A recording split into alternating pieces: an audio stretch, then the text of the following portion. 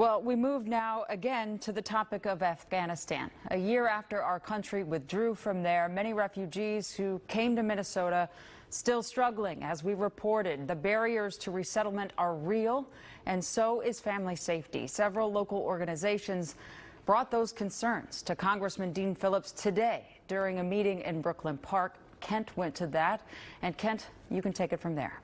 Yeah, Jen, I went to this exact spot just a week ago. I visited the same location with a leader from Alight, the nonprofit that has helped hundreds of Afghans get the items they need to resettle here in Minnesota.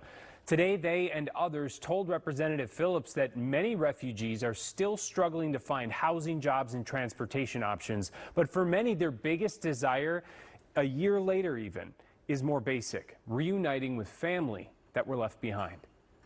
From the earliest donation drives for Afghan refugees to a warehouse stocked full of free home goods for resettlement, Masihullah Sahil says the last year has made him proud to be a Minnesotan. They came out, regardless of color, race, religion, and, did things way more than we could ever imagine. And now I know why they call us Minnesota nice, right? Sahil spent a decade helping the U.S. military effort in Afghanistan. And even though he left the country with a special immigrant visa 9 years ago, the U.S. withdrawal last year forced him to take drastic action. When the country collapsed, my family, they had to flee our home. If you are enemy of someone, they're not going to just target you, they will target your whole family. I was just desperate. I couldn't see my family living in that situation back in Afghanistan. I just decided to just go.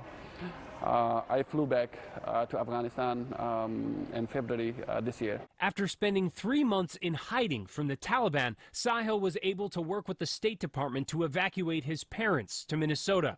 But he is still working to reunite with his siblings. My brother, who worked with the American forces, who worked with the Afghan government, is on run. He can't even go to his own place. Sometimes the waiting time is taking months and months.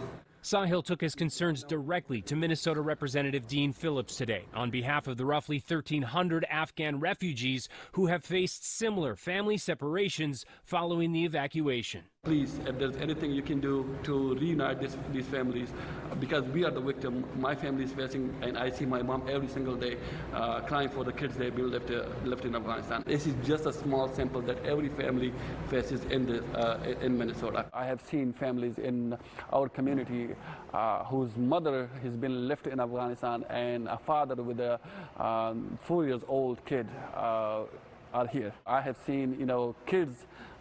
I know about 5, 6 kids, just like from age 6 to 12.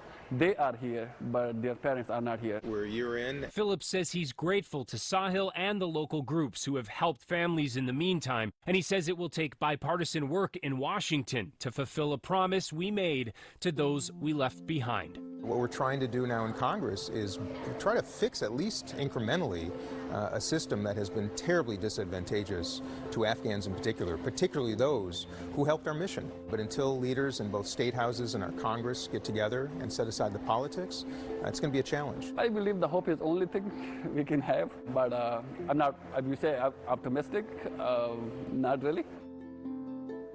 Like Sahil's brother, recent estimates indicate there are still more than 70,000 Afghans still stuck in the country waiting for answers about their special immigrant visa applications that they've submitted. Meanwhile, there are thousands more who did make it here but have an uncertain immigration status, a parole status. A bipartisan group of 6 senators are backing legislation that would give those in the U.S. a chance to transition to more permanent residency. Sahil says he can only hope that speaking out will help that move forward. Yeah, I hope his speaking out and telling that story of his brother who helped America's mission, needing that help too, falls on the right ears in Congress to actually do something. And Jana, just keep in mind, there are many more people like him here right now that are terrified to speak out. They don't want to bring attention to themselves because of the fear for their family that are stuck back there. They'll be hunted down by the Taliban. It's an unfair choice. Thanks so much, Kent. Well, when we come back,